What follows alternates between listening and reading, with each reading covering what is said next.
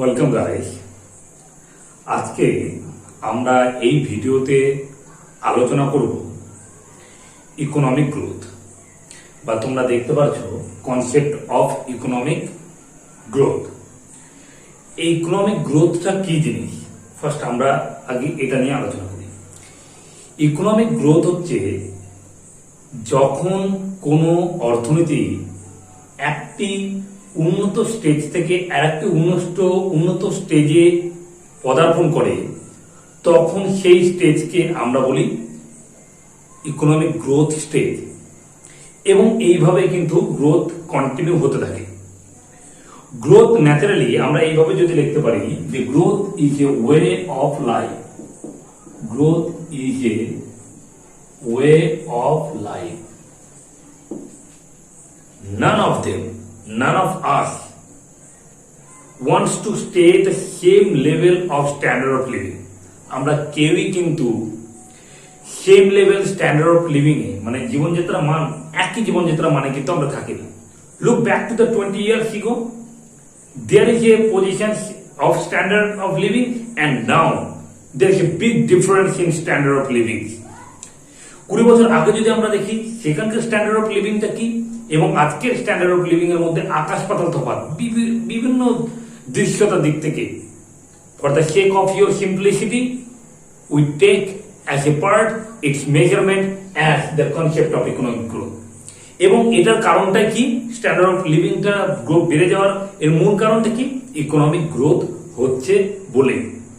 তো ইকোনমিক গ্রোথের দিক থেকে যদি আমরা ভাবি, তা ন্যাচারালি বিভিন্ন ফ্রেজ আছে যে reduction of today's cake consumptions to make tomorrow as big quantity and variety.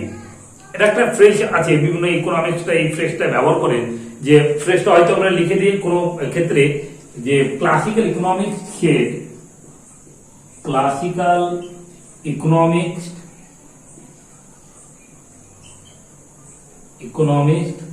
শেষ reduction of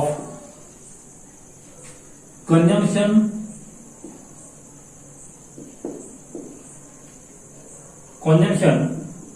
today's cake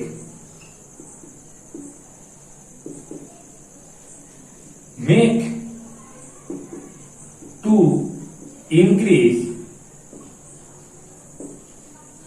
better লাগবো না, make to increase the tomorrow, make to increase tomorrow as quantity, more quantity, আমরা লিখতে পারি more quantity and more variety. Make to increase tomorrow as more quantity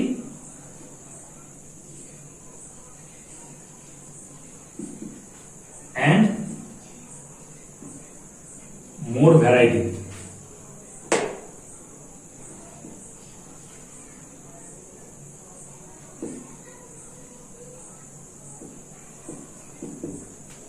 এটা একটা economics phrase, যেটা বলা হয় যে বর্তমান দিনে যদি আমরা কেক খাওয়ার প্রবণতাটা কম করি, তাহলে ভবিষ্যতে সেটা বেশি পাবো। কেক খাওয়ার প্রবণতা কম করা বলতে কি বোঝানো হয়েছে, অপটিমাল, যার বাংলা কথা হচ্ছে কাম্যতম ভোগ করতে হবে, দ্যাটস মিন অপটিমাল।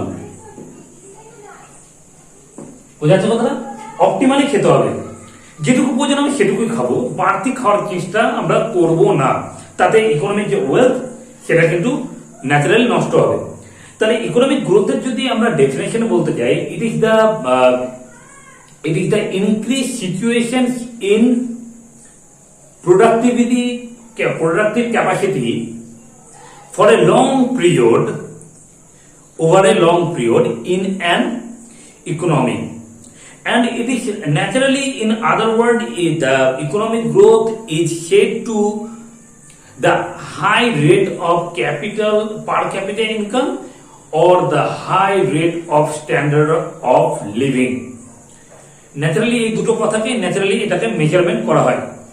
অন্যভাবে বিভিন্ন ইকোনমিক্সরা বলেন যে যেহেতু ইকোনমিক গ্রোথটা কিসের উপর নির্ভর করে, অ্যাজ এ ইনভেস্টমেন্ট, ইনভেস্টমেন্ট কোথায় করি? অ্যাজ এ ক্যাপিটাল, মূলধনে করি।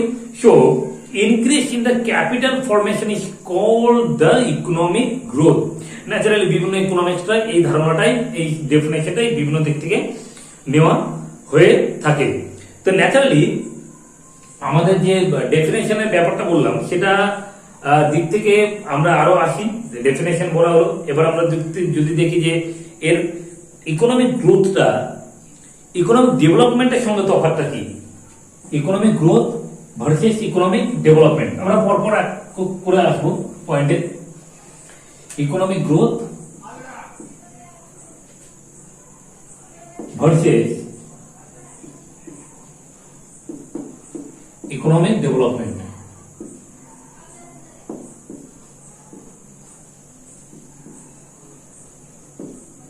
ওকে, ন্যাচারালি এটা আমরা যদি ডিসকাস করি তাহলে আমি এটাকে খুব পজিটিভলি, খুব ছোট্ট ভাবে নিতে পারি যে it is a narrow sense. আমরা আগেও এই নিয়ে অনেক ডিসকাস করেছি, কিন্তু তবু আমরা এটাকে নিজেরা লিখে রাখবো নিজেদের সুবিধার্থে। তাহলে it is narrow sense, narrow sense concept. Naturally এটা কি হবে? It is very comprehensive.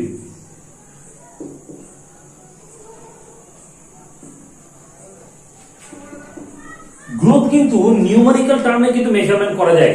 That's mean growth is quantitative measurement.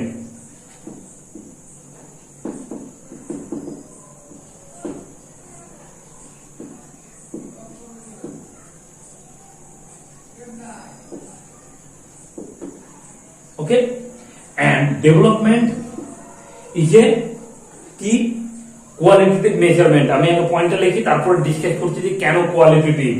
কোয়ান্টিটেটিভে development measurement করা যায় না। বিভিন্ন হিউম্যান ডেভেলপমেন্ট ইন্ডেক্স বলো বা বিভিন্ন ইন্ডেক্স যেগুলো ইন্টারন্যাশনালি মেজারমেন্ট করা হয় একে ডেভেলপমেন্ট মেজারমেন্টে, সেখানে আমরা কিন্তু কোনো ইউনিট পাই না। That's called that HD, sorry, development is not a quantitative measurement.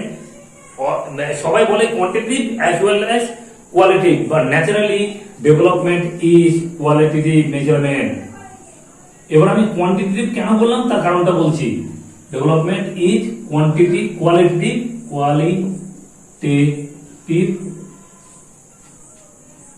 measurement.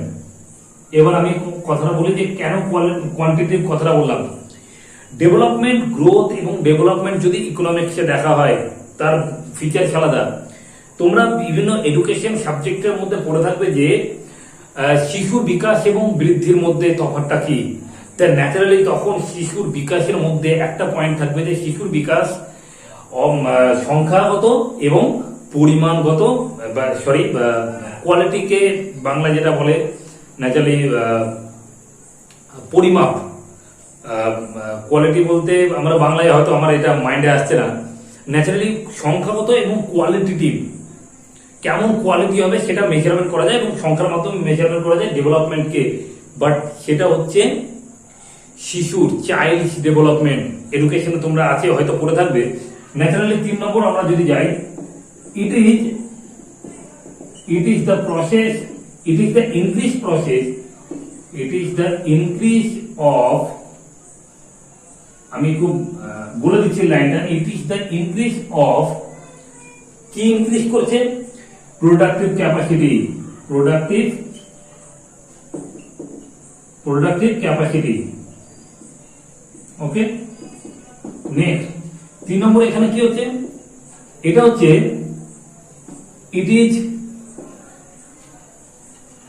is the increase of productive capacity as well as, আমি লিখছি না, it is the increase of total productive capacity as well as it occurs many things like health sector,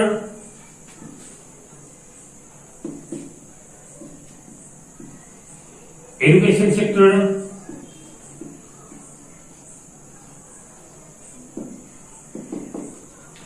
reduce to poverty alleviations, encouragement to human participations, মহিলাদের যে participate করার সেটার দিক থেকেও আমরা দেখতে পারি, তখন আমরা কিন্তু ক্ষেত্রে বলবো ডেভেলপমেন্ট। ভারতবর্ষে কিন্তু এখনো ডেভেলপমেন্ট হয়নি, যার কারণে কিন্তু 85% মেয়েরা কিন্তু এখনো পর্যন্ত বাড়িতে কাজ করে, তারা কিন্তু কোনো ব্যাংকে বা কোনো জায়গায় কাজ করতে যাচ্ছে না। বোঝাচ্ছে কথাটা? ন্যাচারালি আরো দু একটা বলা যেতে পারে যে সেই সিচুয়েশনটা কি হবে।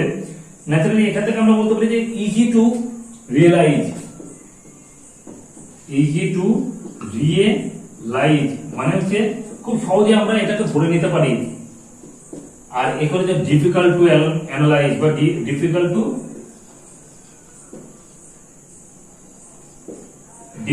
To realise. বোঝাচ্ছে কথাটা?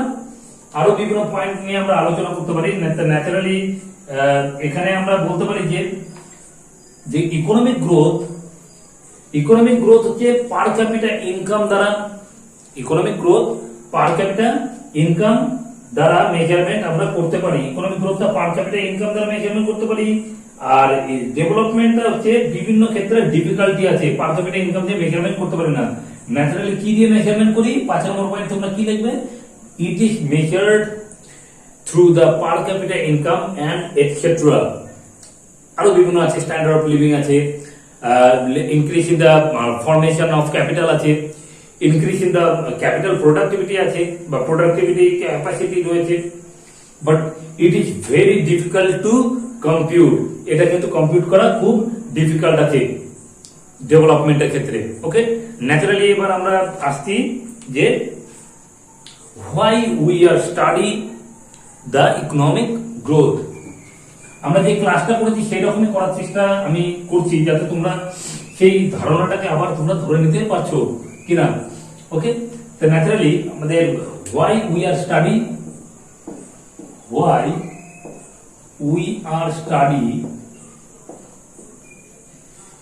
the economic growth concept।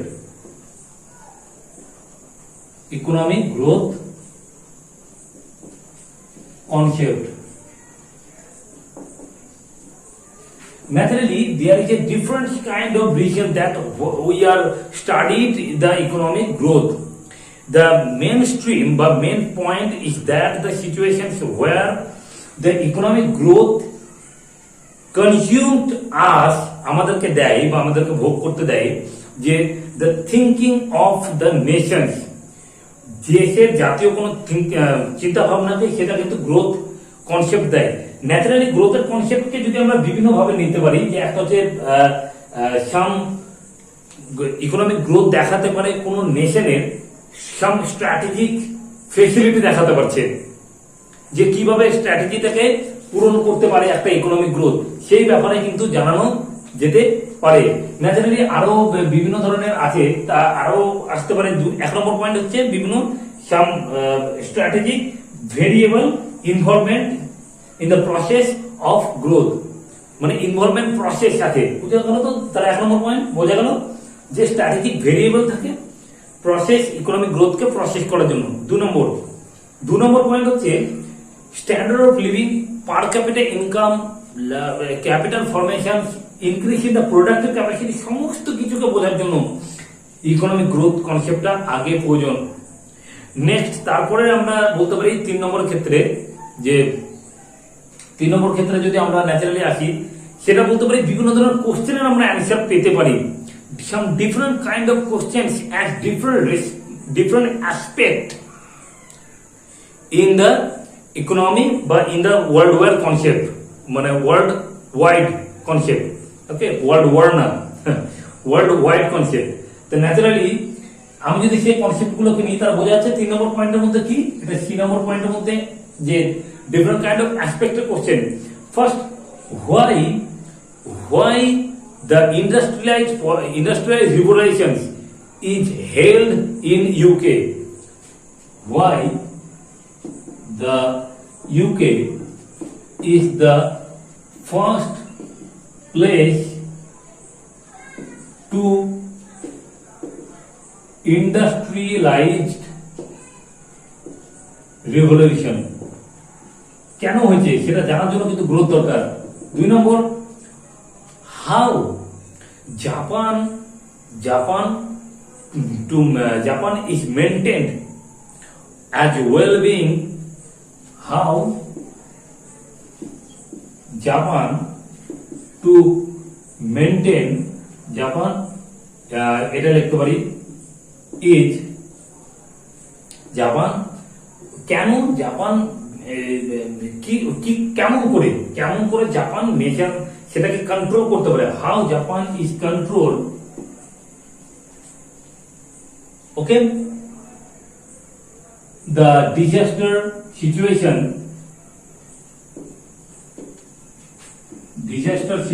কেমন করে ডিজাস্টার সিচুয়েশন গুলোকে হ্যান্ডেল করতে পারে, and held as well-being এবং ভালো থাকে কি করে। ওকে, 3 নম্বর কোশ্চেন হচ্ছে কেমন করে। 3 নম্বর কোশ্চেন আমরা এইভাবে করতে পারি যে ন্যাচারালি যে why do inequality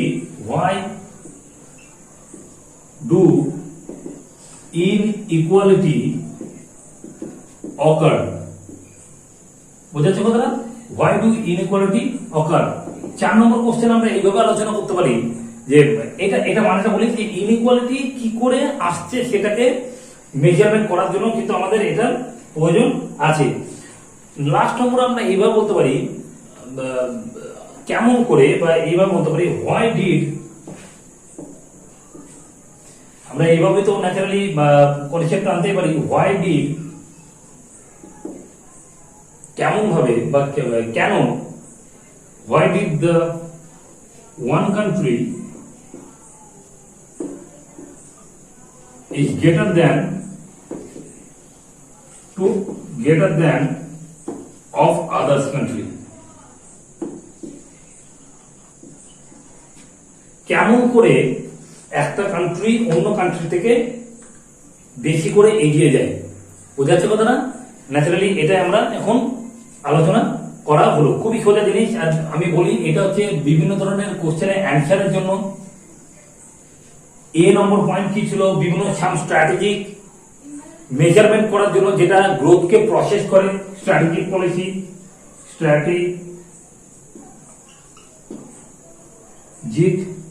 okay, strategic policy আমরা বলতে পারি সে কথাটাকে।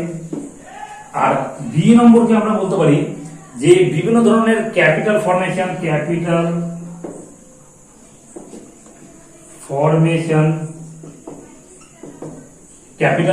মেজারমেন্ট করতে পারি, increase in the production capacity বলতে পারি, স্ট্যান্ডার্ড অফ লিভিং কি করে মেজারমেন্ট হয়, সব জিনিস কিন্তু গ্রোথের আন্ডারে পড়ছে। তাহলে বোঝা গেল। নেক্সট তারপরের পয়েন্ট আমরা শুরু করব। আমরা দেখব যে characteristics of economic growth,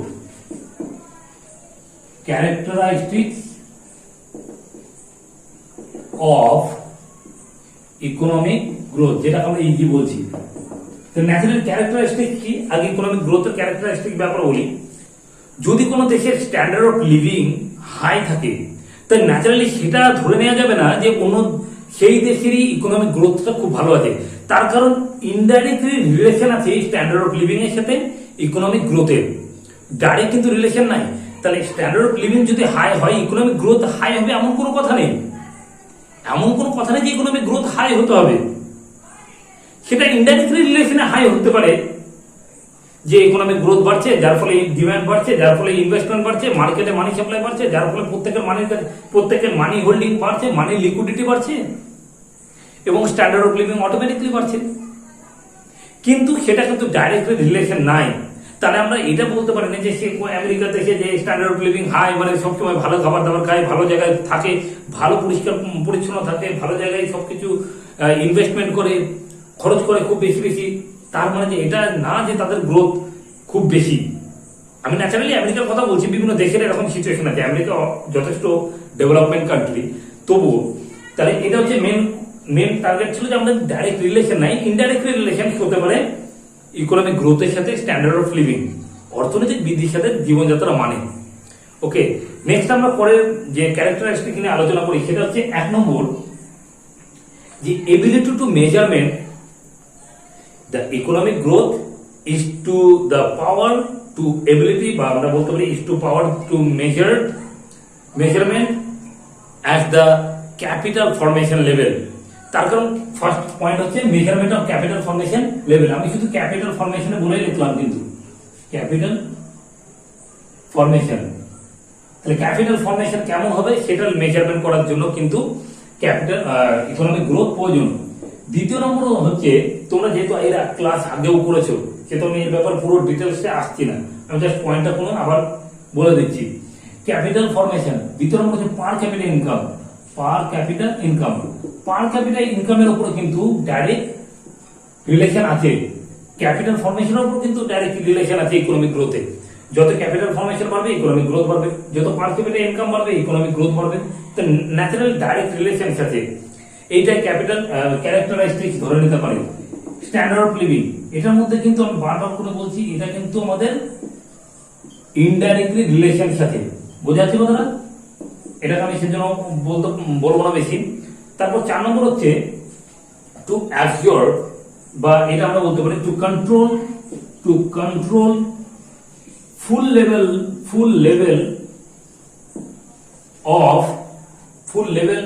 of to control full level of environment কে ফুল লেভেলে কন্ট্রোল করতে পারে কিন্তু কে, ইকোনমিক গ্রোথ। নেক্সট হচ্ছে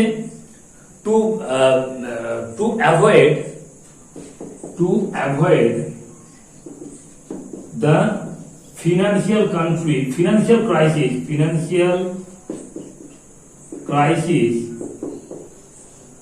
okay, to avoid financial crisis of an economy,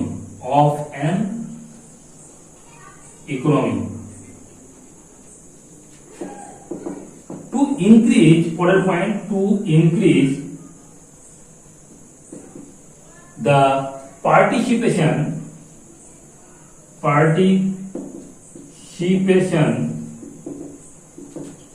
of human activity, এখানে কালিটা একদম ফুরিয়ে গেছে, অ্যাক্টিভিটি, ওকে। 7 নম্বর পয়েন্ট আমরা এইভাবে বলতে পারি টু কন্ট্রোল বা টু মিটিগেট, আমরা বলতে পারি টু মিটিগেট, এটা একটু কষ্ট করে বুঝে নেওয়ার চেষ্টা করো। টু মিটিগেট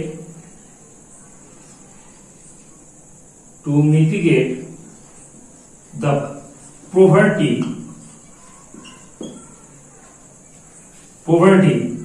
alleviation,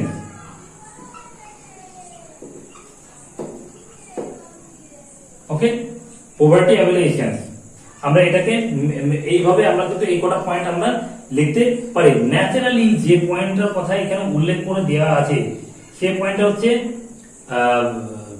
অ্যালিভিয়েশন, বানানটা মনে হচ্ছে ভুল আছে, অ্যালিভিয়েশন, ALLEVIATION, এটা হবে অ্যালিভিয়েশন, মানে পভার্টিকে কি করে মিটিগেট করা যায় সেটার ব্যাপারে কিন্তু গ্রোথ কিন্তু ক্যারেক্টার, মানে গ্রোথের ক্যারেক্টারিস্টিক পভার্টিকে কি করে মেজারমেন্ট করা যায় বা পভার্টিকে কি করে আমাদের মিটিগেট করাতে পারবে সেটার ব্যাপারে জানা যাবে। এবার আমরা দেখব sources of economic growth.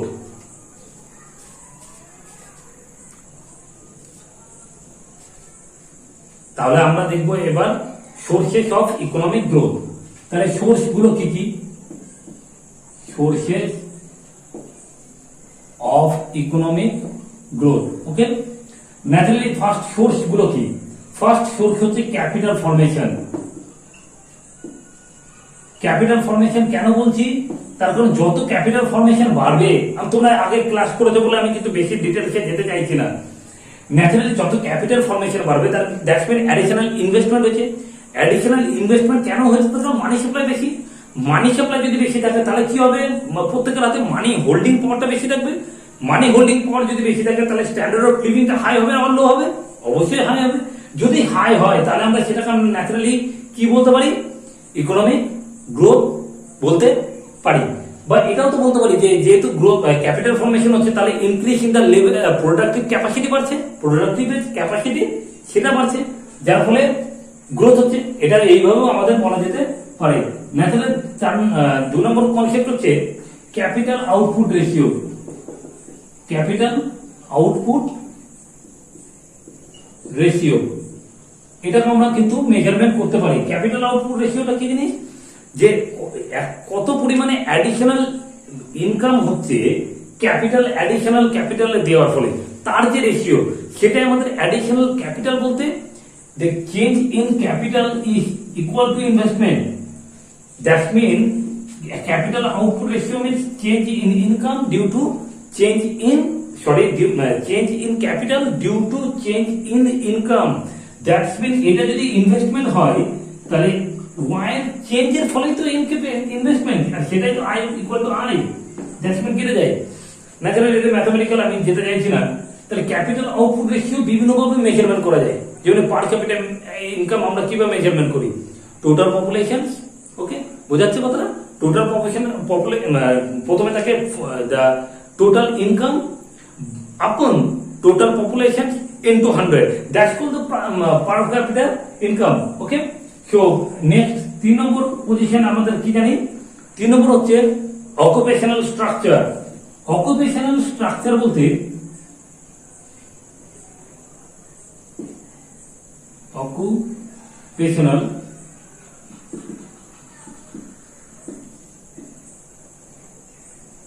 occupational structure. Occupational structure বলতে কি বোঝানো হচ্ছে, যে স্বাধীনতার পরবর্তীকালে আমাদের টোটালটাই বেশ কি ছিল, টোটালটা বেশ ছিল, এটা হচ্ছে tertiary sector, that's mean service sector. এটাকে বলা হয় industrial sector, that's mean secondary sector. আর এটাকে প্রাইমারি সেক্টর বলা হয়, দ্যাটস কল্ড এগ্রিকালচারাল সেক্টর। আমাদের দিনে, মানে আমাদের দিনে তো না, আমাদের অনেক আগের, আমার বাবাদের আমলের সময়ে এই পরিস্থিতিটা কিন্তু ন্যাচারালি দেখা গিয়েছিল। কেন?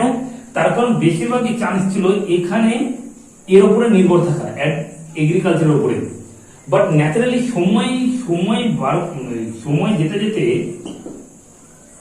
এখন এটা ঠিক তার উল্টোটা হয়ে গেছে।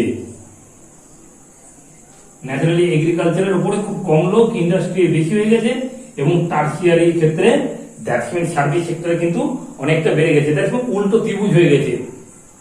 বোঝা যাচ্ছে কোথাও উল্টো পিরামিড বলতে পারি আমরা, এটাকে পিরামিডে ন্যাচারালি বলা যায়। তাহলে অকুপেশনাল স্ট্রাকচার চেঞ্জ হচ্ছে তো, তার কারণ যারা এগ্রিকালচারে কাজ করতো, যে অ্যামাউন্ট এগ্রিকালচারে কাজ করতো, তারা কিন্তু আর কাজ করছে না, তারা সেকেন্ডারিতে যাচ্ছে, না হলে টার্সিয়ারিতে যাচ্ছে। যার ফলে অকুপেশন কিন্তু স্ট্রাকচার হচ্ছে, চেঞ্জ হচ্ছে ইকোনমিক গ্রোথের জন্য। এবং 4 নম্বর কনসেপ্ট আমরা বলতে পারি টেকনোলজিক্যাল প্রোগ্রেস।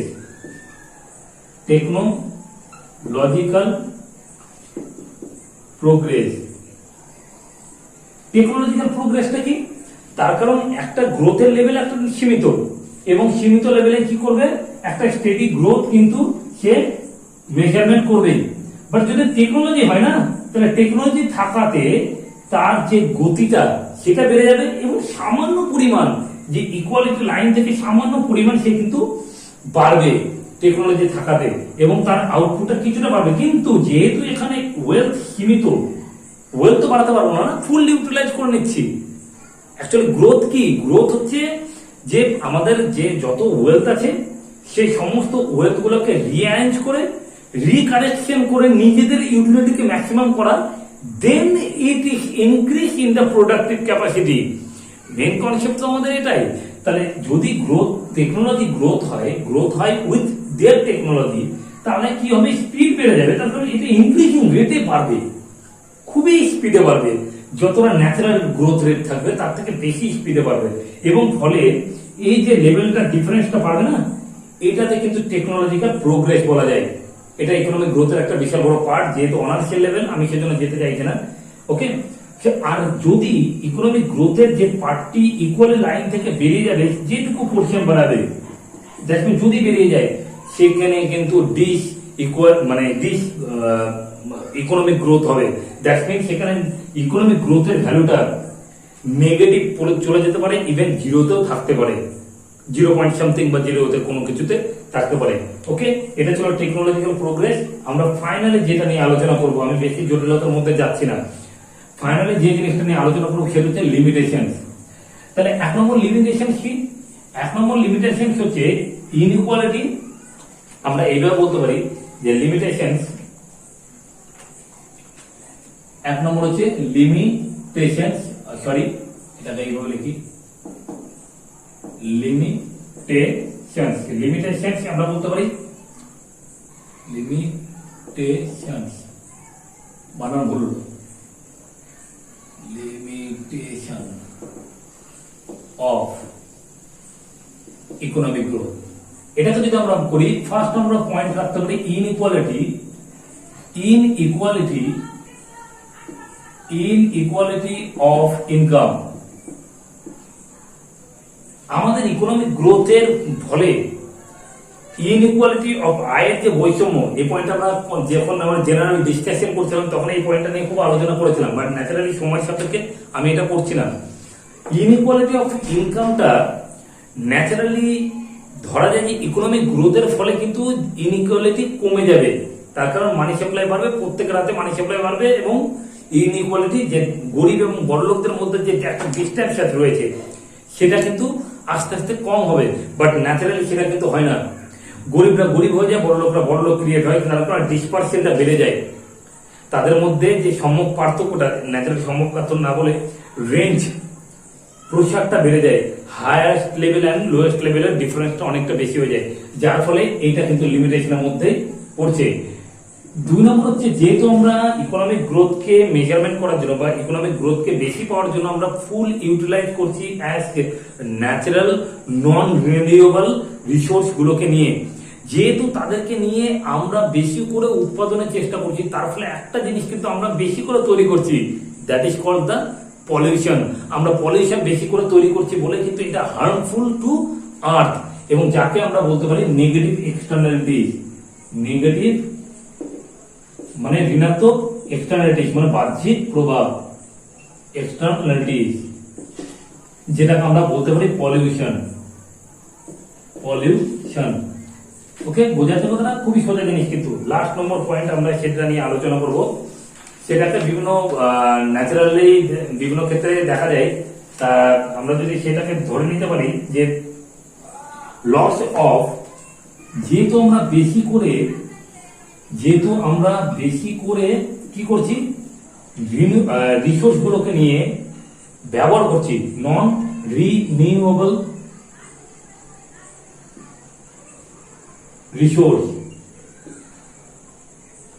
যেহেতু আমরা নন রিনিউয়েবল রিসোর্স গুলোকে নিয়ে অপুনর্নবীকরণ যোগ্য সম্পদ গুলোকে বেশি পরিমাণে টেনে হিচড়ে বের করে ইউটিলিটি ম্যাক্সিমাম করার চেষ্টা করছি ইকোনমি, সেক্ষেত্রেও কিন্তু একটা নেগেটিভ ইফেক্ট আছে, যার ফলে প্রত্যেকটা মুহূর্তে কিন্তু এই নন রিনিউয়েবল রিসোর্স গুলোর পরিমাণ আস্তে আস্তে কমতে শুরু করেছে, এবং কমার ফলে সেটা কি হচ্ছে, ন্যাচারালি সেটাই তো লস। আমাদের পরের জেনারেশন পাবে না, সাস্টেনেবল ডেভেলপমেন্ট হবে না। কথাটা বোঝাচ্ছে, আমরা তো সাস্টেনেবল ডেভেলপমেন্ট করতে পারছি না, এক্ষেত্রে প্রবলেম কিন্তু তৈরি হবে, আর এটাই কিন্তু একটা ইকোনমিক গ্রোথের লিমিটেশন। আমি আশা করি, মনে করি যে এইটুকুই যথেষ্ট সাফিসিয়েন্ট। আমরা জেনারেল ডিসকাশন একটা অনলাইনে ক্লাস করেছি, তবুও এইটুকুই আমি মনে করি আমাদের ছাত্রছাত্রীর সুবিধার্থে এটুকু একটা ভিডিও আলোচনা করলাম। তোমাদের সুবিধার্থে তোমরা একটু দেখে নিও এবং ভিডিওটা মনে করে তোমরা সেটা লিখে নিও। তাহলে আজকের মতো এইটুকুই। Thank you very much.